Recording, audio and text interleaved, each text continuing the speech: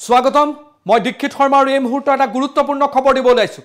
বিহাৰ দিৱস পালন কৰাক লৈ যি ধৰণৰ বিতৰ্ক হৈ আছে সেই বিতৰ্কৰ মাজতে ৰাজ্যৰ মুখ্যমন্ত্ৰী ডক্টৰ হিমন্ত বিশ্ব শৰ্মাই এই মুহূৰ্তত প্ৰশ্ন উত্থাপন কৰি থকা সকলক উত্তৰ দিছে যে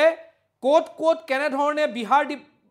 অসম দিৱস উদযাপন কৰা হয় সেই সন্দৰ্ভত এবাৰ উত্তৰ দিছে প্ৰশ্ন কৰি থকা সকলক আৰু কৈছে যে লাখ লাখ অসমৰ যুৱক যুৱতী ল'ৰা ছোৱালী বাহিৰত থাকে এনে ধৰণৰ পৰিস্থিতি ইয়াত সৃষ্টি কৰি থাকিলে তেওঁলোকৰ জীৱনলৈ ভাবুকি আহিব পাৰে এই কথাখিনি কিছুৱে বুজি নাপায় অসম দিৱসও সমগ্ৰ দেশত বিভিন্ন ৰাজ্যত পালন কৰা হয়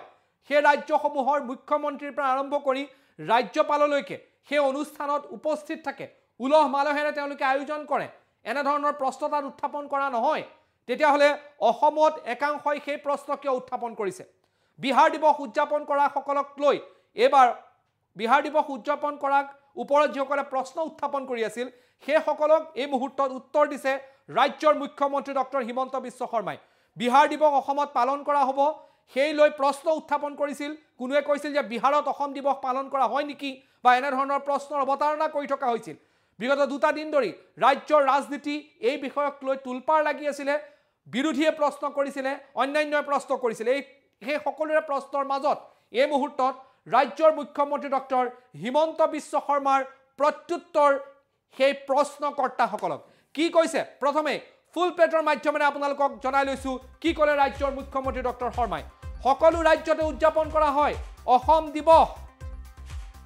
ৰাজ্যৰ মুখ্যমন্ত্ৰীৰ মন্তব্য বিহাৰ অন্ধ্ৰ প্ৰদেশতো পালন কৰা হয় অসম দিৱস ইয়াৰ ৰাজ্যৰ মুখ্যমন্ত্ৰীয়ে প্ৰত্যুত্তৰ দিছে প্ৰশ্নকৰ্তাসকলক আমিও বিহাৰ দিৱস পালন কৰিম ৰাজ্যৰ মুখ্যমন্ত্ৰীৰ স্পষ্ট কথা তেতিয়াহে মানুহৰ মাজত বুজাবুজি বাঢ়িব ৰাজ্যৰ মুখ্যমন্ত্ৰীয়ে স্পষ্ট কৰিলে এই কথা যে তেতিয়াহে বুজাবুজি বৃদ্ধি পাব অসমৰ লাখ লাখ ল'ৰাই বাহিৰত কাম কৰে যুৱক যুৱতীয়ে বাহিৰত কাম কৰে ৰাজ্যৰ মুখ্যমন্ত্ৰীৰ মন্তব্য ইয়াত সাম্প্ৰদায়িক উত্তেজনা কৰিলে তেওঁলোকৰ জীৱনলৈ ভাবুকি আহিব পাৰে এই কথা বুজি নোপোৱা সকলে এনে কামত মনোনিৱেশ কৰে বুলি কটাক্ষ ৰাজ্যৰ মুখ্যমন্ত্ৰী ডক্টৰ হিমন্ত বিশ্ব শৰ্মাৰ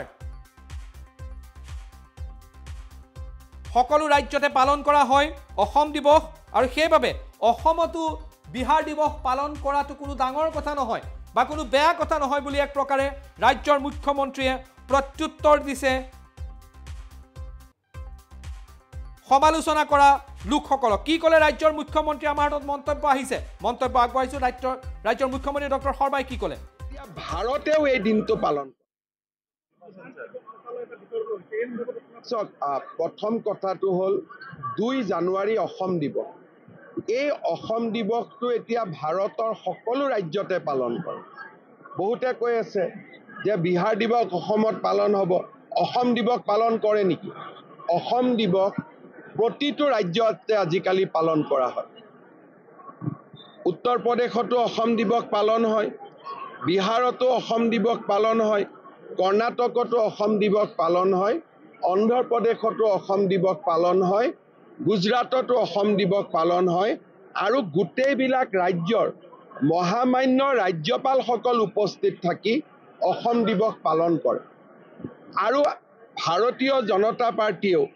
গোটেই দেশত থকা অসমীয়া লোকসকলক লৈ প্ৰবাসী অসমীয়া সন্মিলন অনুষ্ঠিত কৰে এতিয়া যদি অসম দিৱসটো বিহাৰে পালন কৰে উত্তৰ প্ৰদেশে পালন কৰে আমিও ইয়াত বিহাৰ দিৱস পালন কৰিম তেতিয়াহে মানুহৰ মাজত বুজাবুজি বাঢ়িব গতিকে এই বিষয়টোলৈ ৰাজনীতিৰ কোনো কৰাৰ মিনিঙে নাথাকে যিসকলে এইটো কথা বুজি নাপায় যে অসমৰ লাখ লাখ ল'ৰা অসমৰ বাহিৰত কাম কৰে ইয়াত সাম্প্ৰদায়িক উত্তেজনা কৰিলে তেওঁলোকৰ জীৱনৰ প্ৰতি ভাবুকি আহিব পাৰে এই কথাটো যিসকলে বুজি নাপায় তেওঁলোকে বাৰে বাৰে এই কামবিলাকত মনোনিৱেশ কৰে কালিৰ পৰা মই পাইছোঁ অসম দিৱস পালন কৰিব নেকি আৰে গৌৰৱেৰে অসম দিৱস পালন কৰে যোৱা কেইদিনমান আগতে পণ্ডিচেৰীত অসমৰ প্ৰফেচাৰে মোক চিঠি দিছে যে মই গোটেই অসম দিৱসটো পালন কৰোৱাত আগভাগ লৈছিলোঁ অসম দিৱস সকলোৱে পাতে প্ৰত্যেকখন ৰাজ্যতে পাতে আৰু বহুত দূতাবাসত অসম দিৱস পাতে শ্ৰীলংকাৰ দূতাবাসত অসম দিৱস পাতে গতিকে অসমে যেনেকৈ অসমক মানুহে ভাৰতৰ আন ৰাজ্যৰ লোকে সন্মান কৰে, অসমেও আন ৰাজ্যৰ লোকক সন্মান কৰিব লাগিব। তিনিচুকীয়াত পাতা নাপাতাটো বেলেগ কথা, মই এইটো বিতৰ্কত নাযাওঁ। তিনিচুকীয়াত পাতক, গুৱাহাটীত পাতক, য'ত পাতক পাতক, কিন্তু যেতিয়ালৈকে বিহাৰ ৰাজভৱনত অসম দিৱস পালন হ'ব, ময়ো অসমত বিহাৰ দিৱস পালন কৰাত তাত কোনো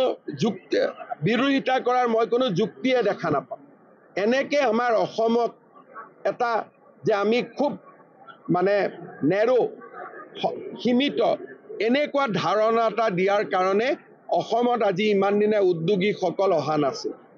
আজি অসমীয়া বুলি ক'লে গোটেই ভাৰতত মানুহে সন্মান কৰে। আৰু যদি অসমৰ পৰা এইবিলাক মেছেজ যায় যে আমি বিহাৰীৰ এগেইনষ্টত, আমি মাৰোৱাৰীৰ এগেইনষ্টত, আমি গুজৰাটীৰ এগেইনষ্টত, আমি তামিলনাডুৰ এগেইনষ্টত, অসমৰ ল'ৰা ছোৱালীয়ে চাকৰি কেনেকৈ পাব বাহিৰত? গতিকে এই ধাৰণাবিলাকৰ পৰা আমি আঁতৰি অহাৰ সময় হৈছে। আৰু মই সকলোকে কৈছোঁ, 2 জানুৱাৰী দিনটো সকলোৱে লক্ষ্য কৰিব, সকলো ৰাজ্যপালৰ টুইট চাব ভাৰতৰ। 2 জানুৱাৰী দিনটো ভাৰতৰ প্ৰত্যেকখন ৰাজ্যৰ ৰাজ্যপালে অসম দিৱস গৌৰৱেৰে সৈতে পালন কৰে। আৰু 2 জানুৱাৰীটো কিয় ভাৰতবৰ্ষই পালন কৰে? সেই দিনাখনেই চাওলাং চুকাফা আমাৰ অসমত প্ৰৱেশ কৰিছিল। তেখেতৰ অসমৰ প্ৰৱেশ দিনটোকে আমি অসম দিৱস হিচাপে পালন কৰোঁ। এতিয়া ভাৰতেও এই দিনটো পালন কৰে। দ্বিতীয়তে,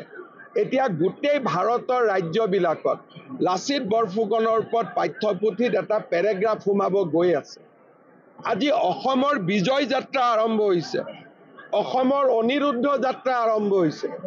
এতিয়া যদি অসমীয়ৰ একাংশ মানুহে এনেকুৱা কথাক লৈ যদি